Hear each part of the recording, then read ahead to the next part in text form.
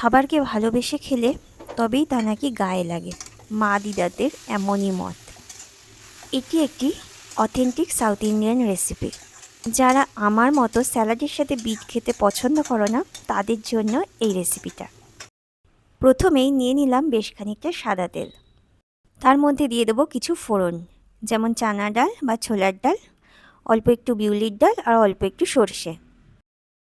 এটার নাম আমি দিয়েছি দক্ষিণী ফোড়ন। দিয়ে দিলাম অল্প একটু কাঁচা লঙ্কা আর কারি পাতা। দক্ষিণের বেশিরভাগ রান্নাতেই এই ফোড়নটি ব্যবহার করা হয়, তাই এর নাম দিয়েছি দক্ষিণী ফোড়ন। এরপরে গ্রেড করে রাখা বিটটা এর মধ্যে দিয়ে দিলাম।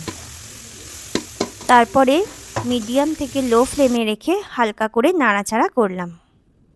3-4 মিনিট নাড়াচাড়া করার পর এর মধ্যে দিয়ে দেব 1 চামচ মতো নুন দিয়ে আবার নাড়াচাড়া করে ঢেকে দিলাম। এরপরে আবার ঢাকাটা খুলে নুনের সাথে দিয়ে দেব অল্প একটু হলুদের গুঁড়ো, একদম সামান্য, নামে মাত্র হলুদের গুঁড়ো দিয়ে আবার ঢাকা দিয়ে নাড়াচাড়া করতে থাকবো। আর এইভাবেই দেখতে পাবো বিটটা অনেকটা শুকিয়ে কমে এসেছে।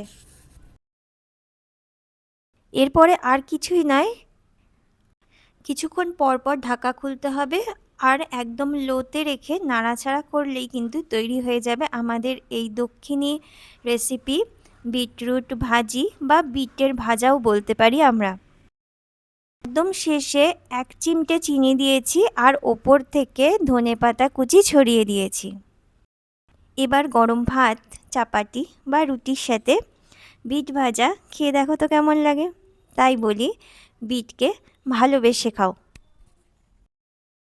আমরা রেসিপির একদম শেষ পর্যায়ে, তৈরি হয়ে গেছে আমাদের বিটরুট ভাজি। এবার আমরা গরম ভাতের সাথে এটাকে পরিবেশন করব আর একদম গরম ভাতের সাথে এনজয় করব বিটরুট ভাজি। এই রকম আরও নতুন নতুন সুন্দর সুন্দর রেসিপি জানার জন্য একটা লাইক, কমেন্ট আর আমাকে ফলো করো। ধন্যবাদ সবাইকে।